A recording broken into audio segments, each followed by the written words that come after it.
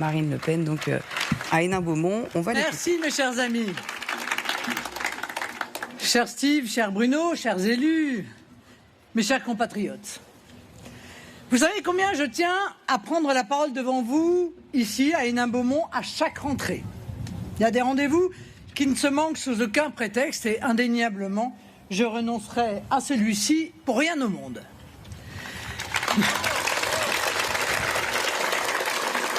J'espère que cet été vous aura permis de vous reposer, de vous ressourcer au contact de vos familles et de ceux qui vous sont chers. La dureté des temps que nous traversons rend ces moments plus que jamais infiniment précieux et nécessaires. Alors j'en suis certaine, autant que je l'espère, vous avez su cultiver ces liens personnels, ces liens du quotidien, qui contribuent à donner du sens à nos vies. Cela étant dit, chers amis, je vais être fidèle à moi-même et vous dire sans phare ce que je ressens. Le rôle d'un responsable politique n'est pas de colporter des paroles faussement réconfortantes. Cette rentrée, nous l'abordons tous avec une particulière gravité à la mesure de la crise politique actuelle. J'y reviendrai. Pour nombre d'entre vous, pour des millions de nos compatriotes, la situation que nous traversons est bien souvent à la source d'une indignation et d'une exaspération légitime. Nul ne peut ni ne veut se reconnaître dans le pathétique spectacle offert par les partis macronistes et alliés qui prétendent gouverner la France depuis les dernières élections législatives en juillet 2024. Nul ne peut se réjouir de l'état de la démocratie et des institutions françaises qui, à force d'avoir été foulées aux pieds par Emmanuel Macron et ses alliés depuis 2017, sont aujourd'hui fragilisés comme jamais. Et nul ne distingue aujourd'hui comment les responsables de cette gabegie honteuse pourraient prétendre y mettre un terme, alors qu'ils ont été à l'origine, en croyant sans doute en bénéficier, des désistements et accords qu'ils ont conclus en juillet 2024 pour empêcher le peuple d'être justement représenté à l'Assemblée et le pays d'être gouverné. La situation est aujourd'hui en vérité d'une tragique simplicité. La France est en état d'asphyxie démocratique, à un point que nous n'avions jamais connu sous la Ve République. Et en 8 ans, cette crise de la représentation, cette absence de légitimité politique structurante organisée par les partis du système n'ont fait que s'aggraver, plongeant la nation entière dans l'incertitude et l'angoisse. Cette crise n'est pas tombée sur le bon peuple de France comme une pluie de criquets ou un déluge biblique. Cette crise a été provoquée et alimentée par le président de la République, Emmanuel Macron, et par tous ceux qui l'ont servi depuis 8 ans.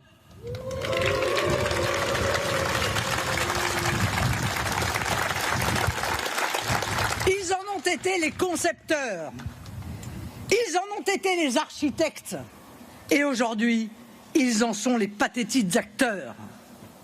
Il y a 1 an, j'évoquais devant vous l'interminable attente qui avait été infligée aux Français pour nommer Michel Barnier au poste de Premier ministre.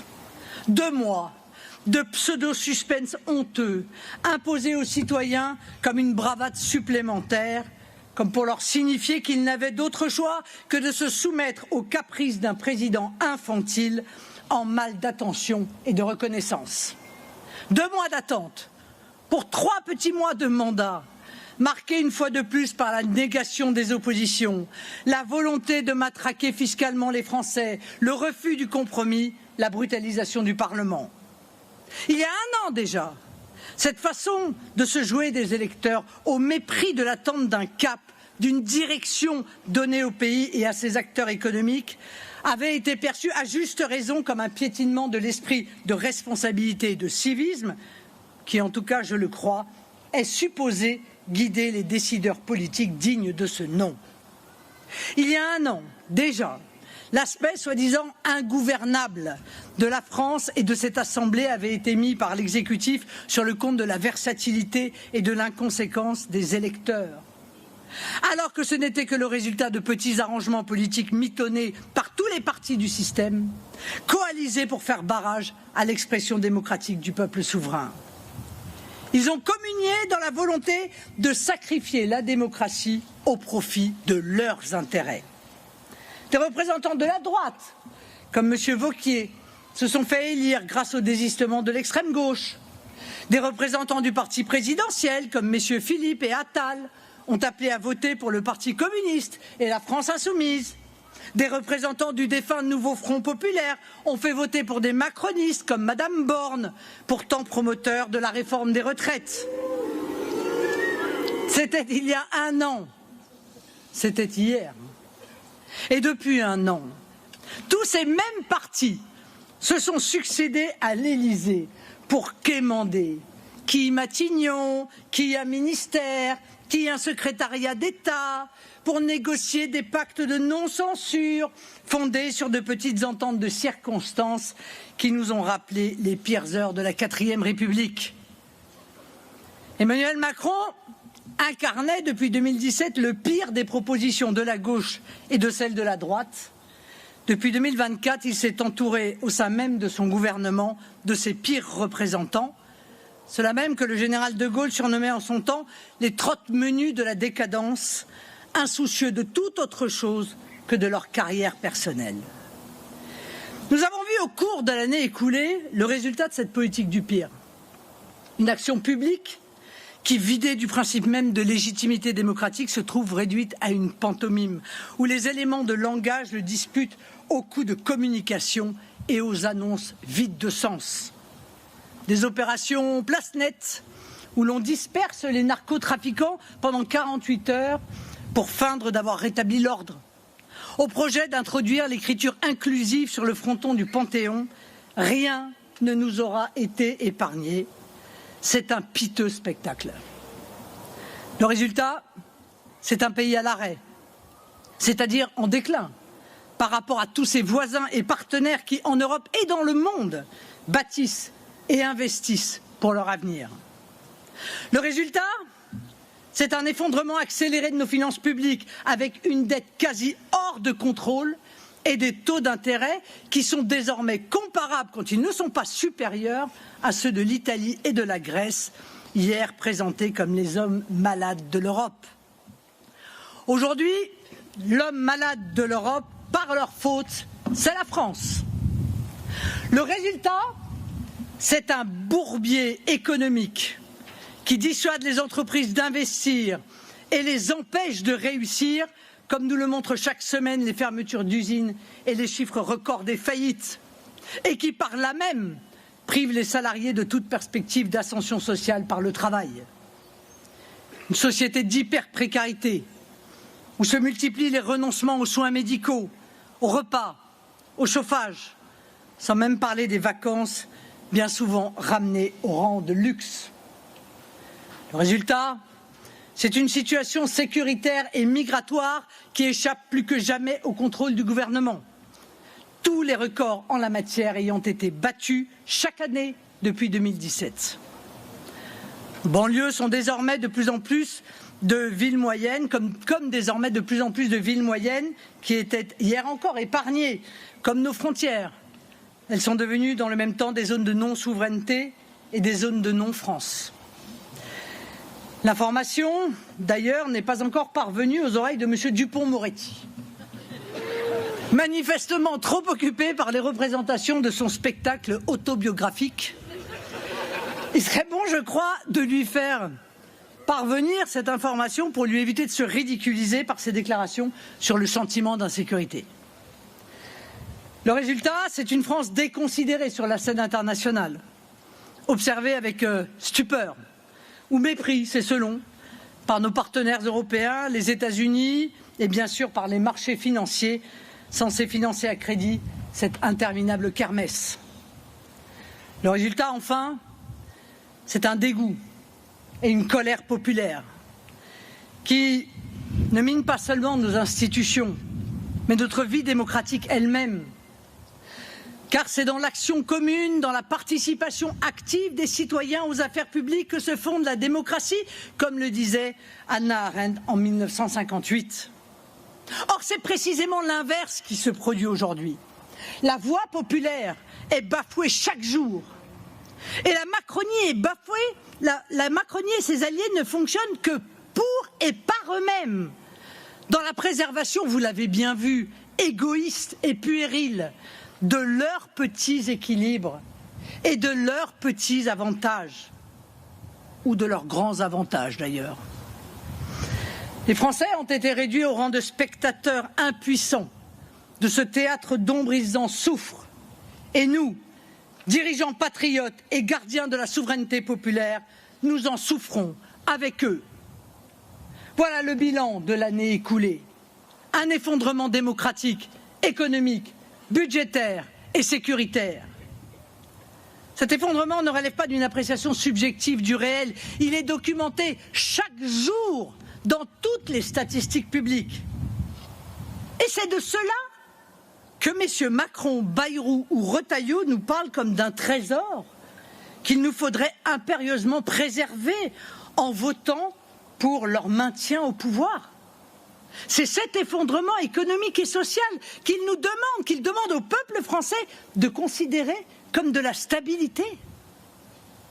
C'est cette situation d'asphyxie démocratique, avec un gouffre de plus en plus abyssal entre les aspirations majoritaires de la population et les politiques qu'ils conduisent, qu'ils nous présentent comme la seule voie possible.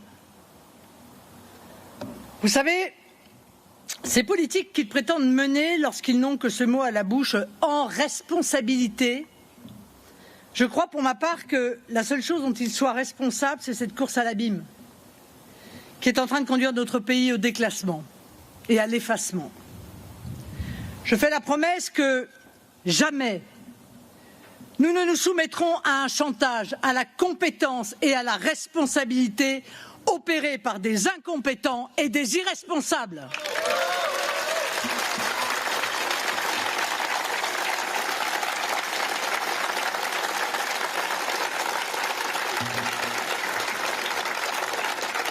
Je crois pour ma part que l'urgence nationale exige que soit mis un terme au plus tôt à la fuite en avant de ceux qui ont placé la 7e puissance mondiale au banc des classements internationaux en matière budgétaire, migratoire, économique, industrielle, agricole, éducative ou technologique. Voilà la conception que je me fais du rôle que les Français, par leurs 11 millions de suffrages, ont donné aux députés du Rassemblement national il y a un an. Aucun d'entre nous n'acceptera de jouer les figurants d'un petit théâtre parlementaire où les jeux de posture et les médiocres invectives tiendraient lieu de débats démocratiques. Aucun d'entre nous n'acceptera de céder au piteux chantage du vote de confiance initié par le Premier ministre, qui semble d'ailleurs très surpris de son peu de succès. Je voudrais donc rappeler à M. Bayrou en passant qu'il est parfaitement logique que la représentation nationale, en tant qu'émanation des Français, soit sur ce point en parfait accord avec eux. Elle lui accorde aussi peu de crédit que le peuple lui-même. Je voudrais aussi lui dire qu'il a commis en réalité la même erreur que M. Barnier. Il a cru que les élus du Rassemblement national étaient comme eux, prêts à sacrifier les Français pour protéger leur place, leur mandat. Clairement, il a cru que nous ne prendrions pas le risque d'une dissolution, sachant qu'en raison de la scandaleuse décision me frappant d'inéligibilité avec exécution provisoire, je ne pourrais peut-être pas me représenter. À lui et aux autres, je dis, écoutez-moi bien, nous ne sommes pas comme vous. Notre boussole n'est pas et ne sera jamais notre intérêt personnel. Notre boussole, c'est l'intérêt de notre pays et de notre peuple.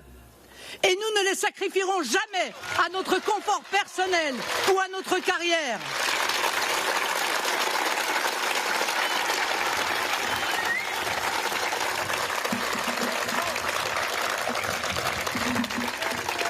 Je suis prête à sacrifier tous les mandats de la terre pour vous empêcher de massacrer les Français avec vos politiques absurdes et vos pseudo-économies injustes et toxiques.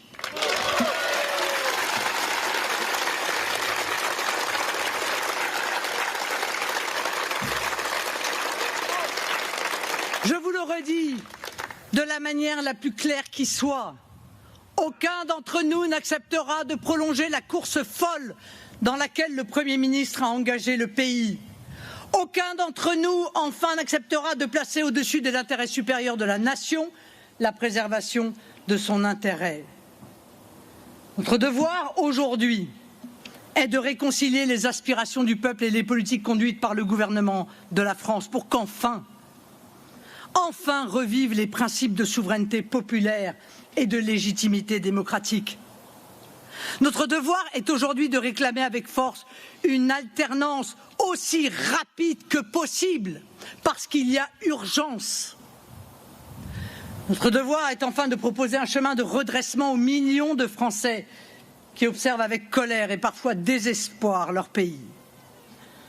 La France et les Français sont en état de détresse démocratique. Il est de notre devoir de leur rendre leur espoir, leur confiance et leur fierté. Et nous y sommes pleinement prêts.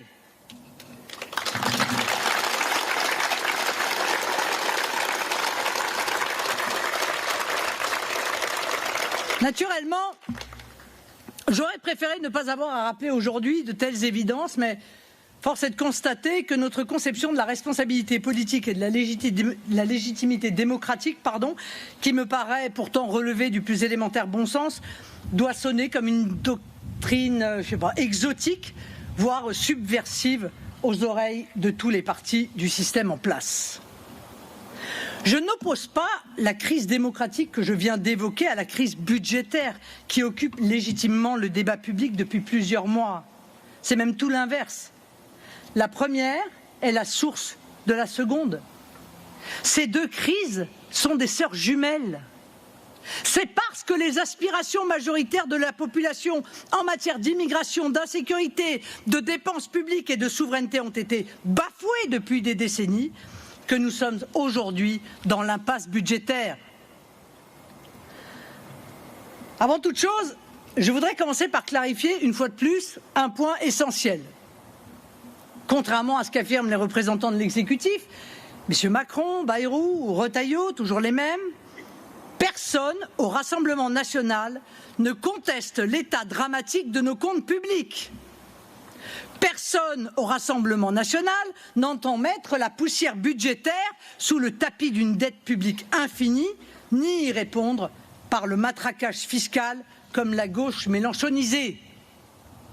Nous ne balayons pas d'un revers de main l'impérieuse nécessité d'engager au plus tôt un redressement d'ampleur de nos finances, dépensées depuis des décennies dans des politiques inefficaces et toxiques.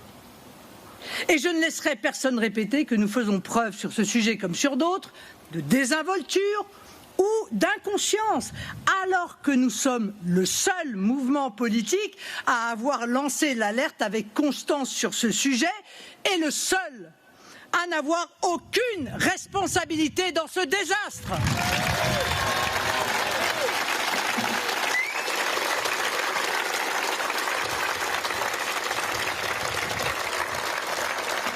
Aussi, quand j'entends M. Retailleau, ministre impuissant de la minorité présidentielle, macroniste parmi les macronistes, répéter à l'envi que nous serions socialistes, comme ceux qu'il a fait élire par ailleurs il y a un an. Il me prend quand même l'envie de lui rappeler quelques vérités premières.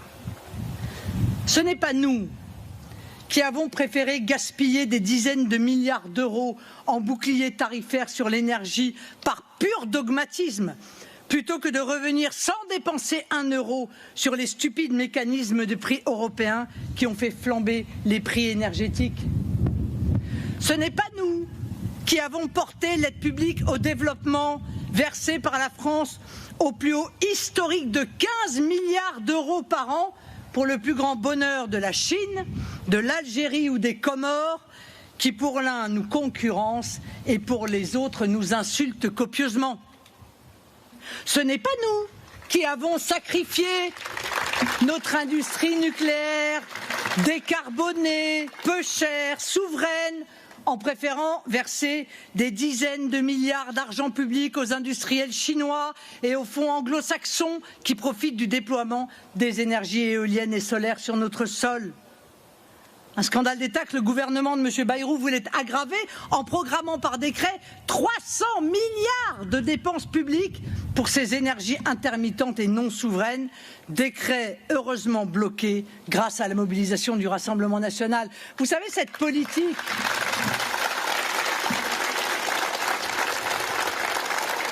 Cette politique totalement folle, dénoncée d'ailleurs par le haut-commissaire à l'énergie atomique, qui aboutira au doublement de la facture d'électricité des Français, facture qui augmentera encore avec le bradage sous la pression de l'Union européenne d'un tiers de la production des barrages hydrauliques français, financés par les contribuables depuis des décennies, au profit une fois de plus des spéculateurs privés qui pourront s'enrichir en revendant au prix fort aux consommateurs une électricité pour laquelle ils n'avaient pas investi un seul euro. Ce n'est pas non plus nous qui avons choisi de faire bénéficier de notre modèle social le monde entier, en offrant tous les soins médicaux aux clandestins, ou en donnant le droit à des étrangers retraités sans qu'ils aient jamais cotisé en France de bénéficier d'une allocation de retraite payée par les contribuables français. Ce n'est pas non plus nous qui envisageons tranquillement d'imposer une surtaxe de 5% sur tous les contrats d'assurance pour payer les destructions liées aux émeutes, qui deviennent par ailleurs un sport national. Selon leur devise à eux, les racailles cassent, les honnêtes gens paient.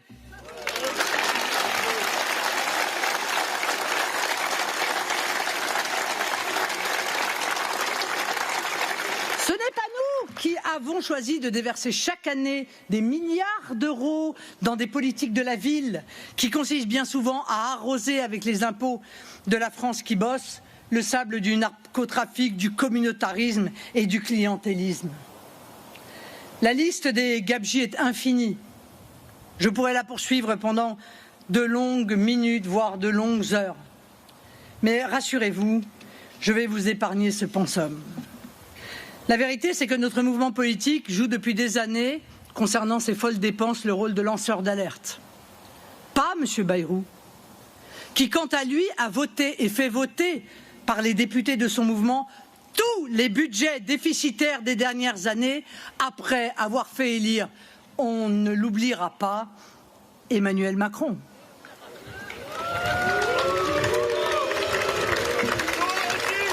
À l'Assemblée, lors de chaque campagne électorale, nous n'avons eu de cesse de proposer des mesures d'économie sur les dépenses toxiques.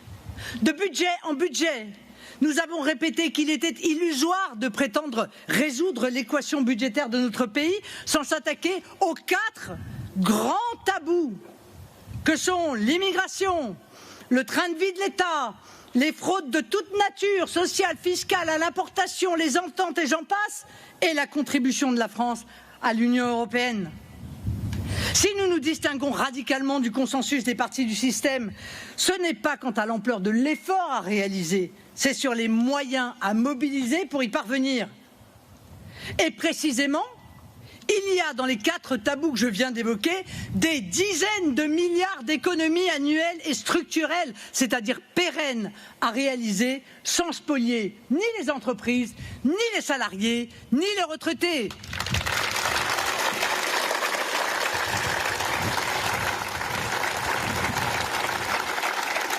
Voilà ce qui serait la priorité d'un gouvernement responsable et soucieux du bon emploi des deniers publics.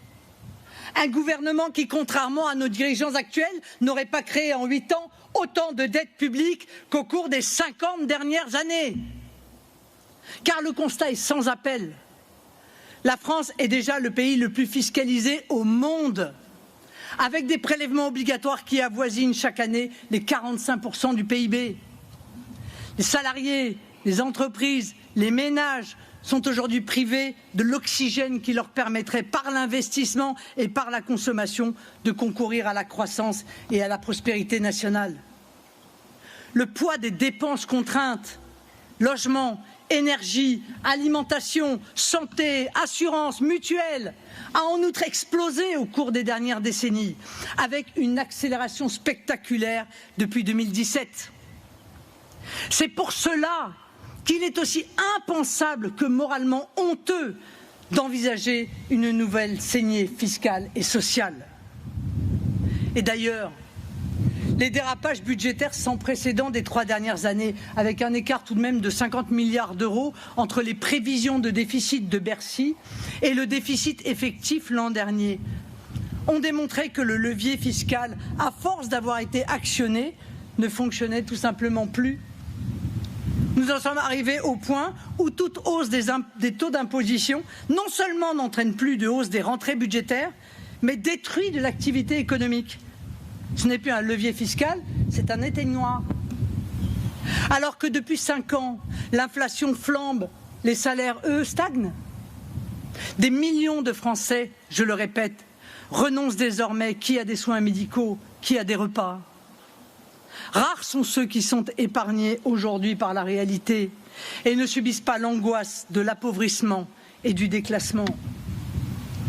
Dans ce contexte, l'urgence n'est donc évidemment pas de taxer plus encore les travailleurs et les producteurs de notre pays, sauf à vouloir accélérer sa désertification économique et l'exil des entreprises et des cerveaux. Ce qui est urgent, c'est de relancer la production et le travail en baissant les normes qui asphyxient nos entreprises et la fiscalité sur la production la plus absurde qui soit, puisqu'elle pèse sur l'activité avant même que le moindre bénéfice ait été réalisé. L'urgence n'est donc pas d'imposer aux actifs la suppression des jours fériés, c'est-à-dire le rétablissement des jours de corvée, tout en augmentant, comme si cela ne suffisait pas, l'impôt sur le revenu, puisque c'est ce que fait le gouvernement en n'indexant pas son barème sur l'inflation.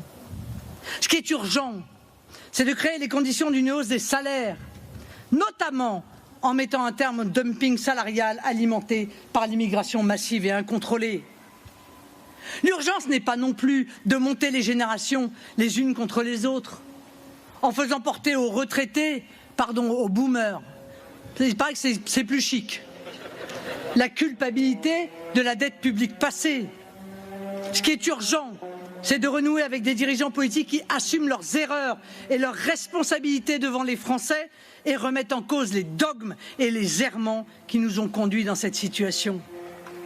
Je crois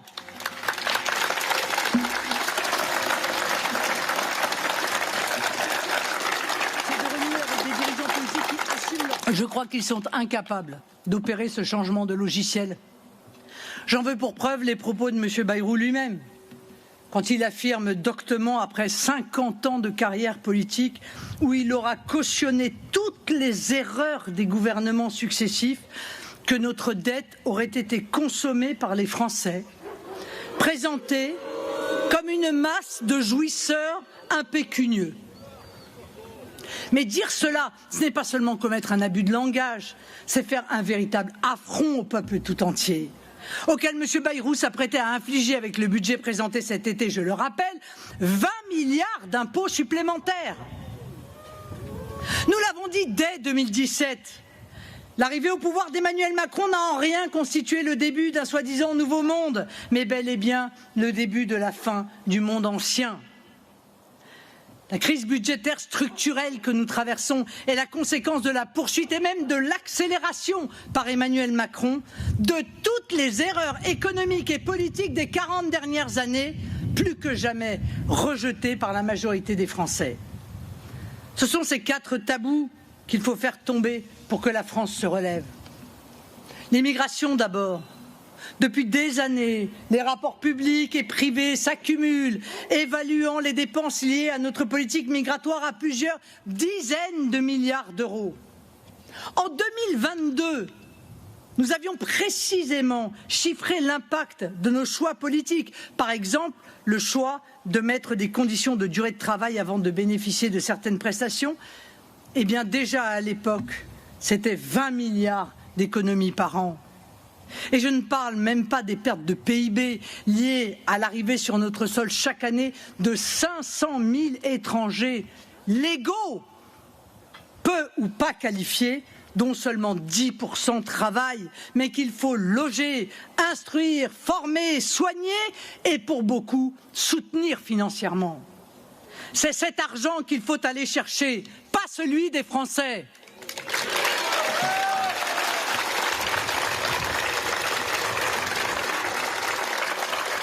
Il faut loger, instruire, former, soigner et pour beaucoup soutenir financièrement. C'est cet argent qu'il faut aller chercher, pas celui des Français.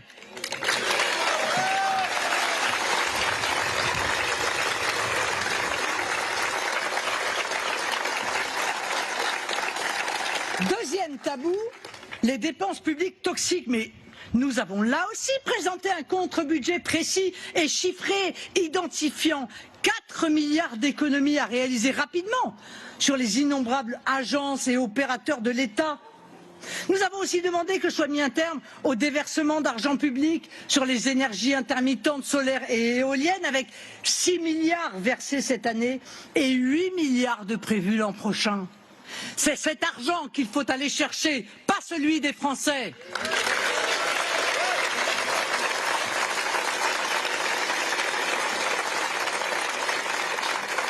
Troisième tabou, notre contribution à l'Union européenne.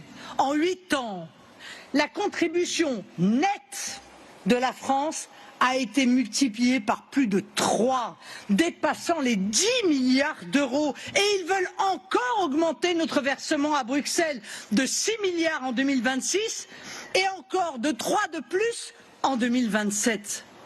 Mais personne n'a sérieusement envisagé la possibilité de suspendre cette hausse. Même devant les trahisons et échecs de Mme von der Leyen, du Mercosur à l'accord commercial scélérat conclu pendant l'été avec les États-Unis, personne n'a songé à mobiliser ce levier pour d'un même geste redresser nos comptes et réaffirmer notre souveraineté. L'européisme est devenu une véritable religion. Et gare à celui qui oserait blasphémer en mettant en cause la rationalité, le sérieux et les résultats de la Commission de Mme von der Leyen. C'est cet argent qu'il faut aller chercher, pas celui des Français.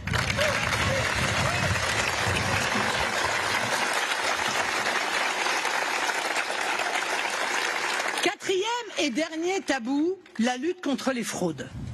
Là aussi, nous avons présenté un plan documenté et chiffré, permettant de recouvrer plus de 15 milliards d'euros chaque année, en sanctionnant enfin le travail dissimulé, la fraude à la TVA, la fraude sociale, les ententes, les fraudes aux importations, notamment alimentaires, et les diverses fraudes commises par les acteurs financiers, commises même parfois avec la complicité de Bercy, comme pour la taxe Cum Cum. Depuis 8 ans sur ce sujet, absolument rien n'a été réalisé, absolument aucune volonté politique résolue n'a été manifestée, alors que c'est d'un véritable FBI de la lutte contre la fraude dont aurait besoin notre pays pour arrêter ce vol en bande organisée. C'est cet argent qu'il faut aller chercher, pas celui des Français.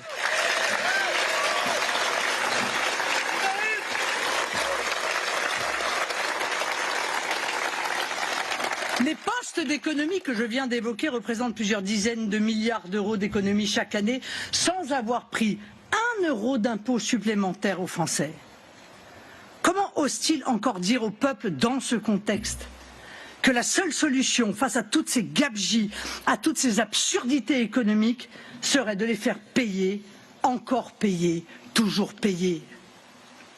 La vérité, c'est que les Français ne peuvent plus supporter le fardeau des folles idéologies ou des lâchetés de ceux qui prétendent les gouverner.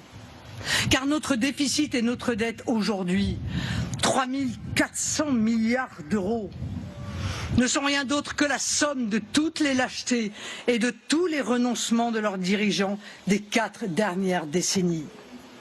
Et le pire, c'est que pour retarder le moment où le macronisme sera enfin écarté des affaires de l'État, M. Bayrou et ses amis voulaient faire payer les Français, comme je vous l'ai rappelé, en augmentant les impôts de 20 milliards. Mais pour le coup, c'était la triple peine.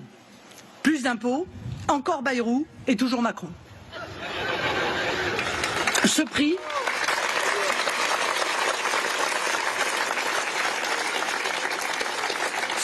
les Français refusent de le payer. et nous refusons qu'ils le paient. L'équation est aussi simple que cela. À force de refuser toute remise en cause du logiciel qui nous a placés dans la crise actuelle, démocratique, économique et budgétaire, ils sont en train de tuer à la fois les contribuables, l'économie, nos institutions et notre démocratie. Voilà pourquoi Emmanuel Macron et l'ensemble de ceux qui l'ont servi depuis 2017 sont indubitablement les architectes et les artisans de la profonde crise que nous traversons. Voilà pourquoi l'urgence n'est pas de perpétuer par l'abstention ou la complaisance le mandat et les pouvoirs de ce gouvernement. Ce dont la France a besoin, c'est d'être immédiatement remise en mouvement.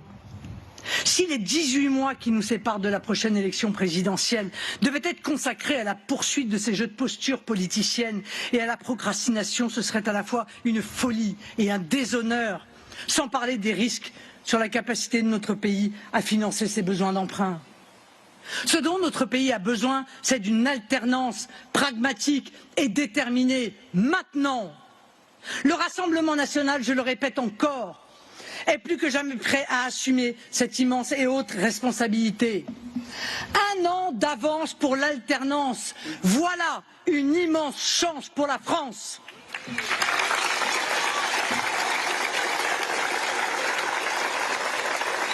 Et si notre mouvement incarne aujourd'hui la voie du redressement, c'est précisément parce que ces 4 tabous que j'ai évoqués et qui sont autant de chaînes privant la France de l'élan dont elle a besoin, nous sommes les seuls à être déterminés et préparés à les briser.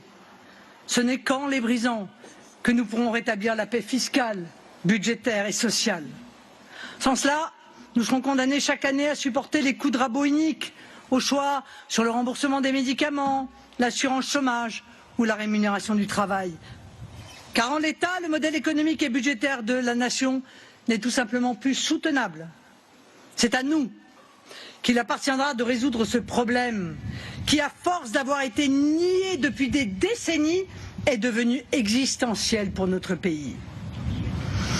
Il y a une certaine logique, vous en conviendrez, à ce qu'en démocratie, le fait de ne pas entendre le peuple finisse par produire une succession de crises, comme autant de voix qu'on a refusé d'entendre, comme autant de paradoxes que le personnel politique a choisi par un mélange d'incompétence et d'accommodement déraisonnable de laisser irrésolus.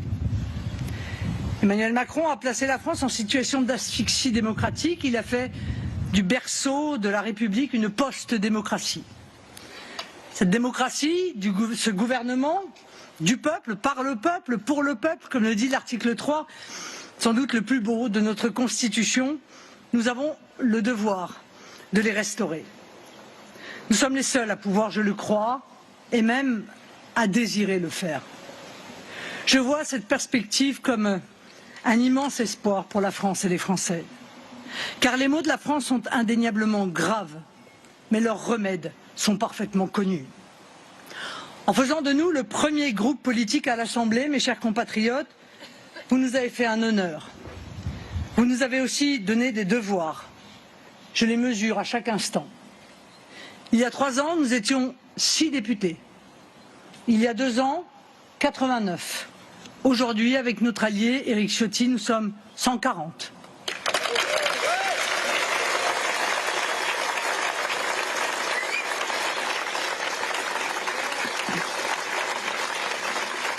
Les années qui viennent de s'écouler nous ont permis d'acquérir une vision encore plus précise, encore plus étayée des voies et moyens qui nous permettront de redresser la France, des mesures que nous pouvons dès maintenant, sans attendre la prochaine présidentielle, mettre en œuvre pour commencer cette grande entreprise. Nous avons l'immense chance d'avoir en la personne de Jordan Bardella un futur Premier ministre pugnace et talentueux, prêt à prendre la tête demain de notre gouvernement.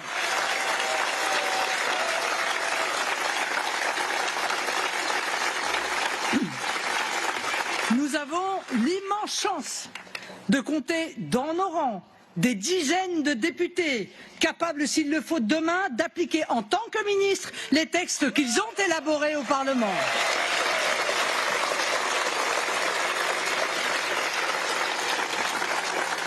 Nous avons l'immense chance d'avoir avec nous la force, la créativité et l'énergie du peuple de France.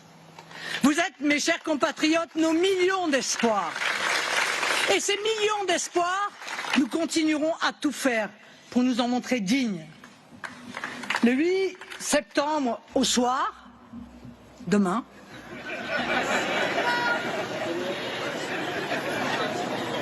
le président de la République devra tirer les conséquences du vote des députés.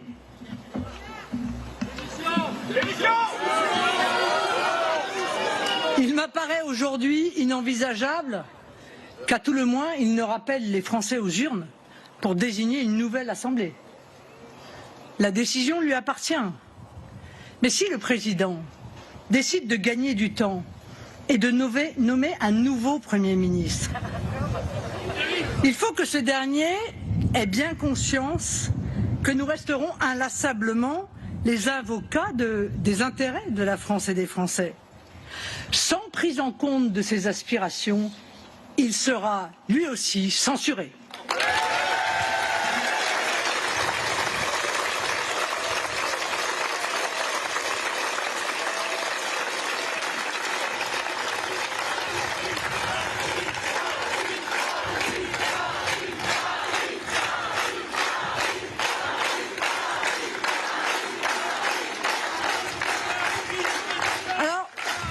Bien sûr, mes chers compatriotes, nous connaîtrons très certainement le même jeu de posture qu'en juillet 2024. De nouveau, ils tenteront de s'entendre, de se coopter, de museler la démocratie. J'ai trop d'expérience politique pour les croire capables d'autre chose.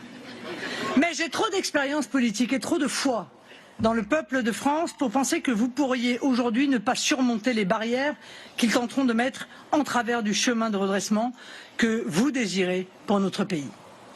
Aussi, mes chers compatriotes, je suis prête à me remettre avec tous nos députés, avec tous nos candidats entre vos mains.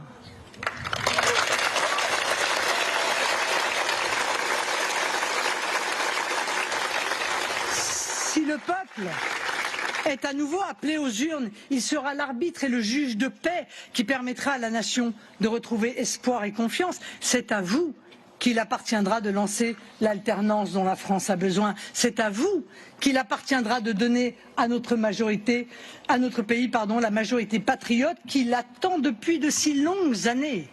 C'est à vous qu'il appartiendra de relever les drapeaux de la démocratie, de la République et de la souveraineté qui ont été foulés aux pieds par l'ensemble du système politique français avec tant de cynisme et de désinvolture. C'est vous qui pourrez faire cela demain avec nous, car vous en avez, comme nous, avec nous, le courage et la détermination. Ensemble, nous le ferons. Mes chers compatriotes, plus que jamais, que la France, son peuple et sa liberté soient nos boussoles dans les semaines et les mois qui s'annoncent. Ce sera la clé demain de nos plus belles victoires. Gardons les yeux fixés sur l'avenir et sur nos immenses possibilités. Chers compatriotes, haut les cœurs, nous avons un pays à rebâtir. Les prochaines semaines, les prochains mois seront décisifs. Je compte sur vous et vous pouvez compter sur nos députés, sur Jordan, sur moi-même, sans faille et sans faiblesse, jusqu'à la victoire. Vive la République, vive la France!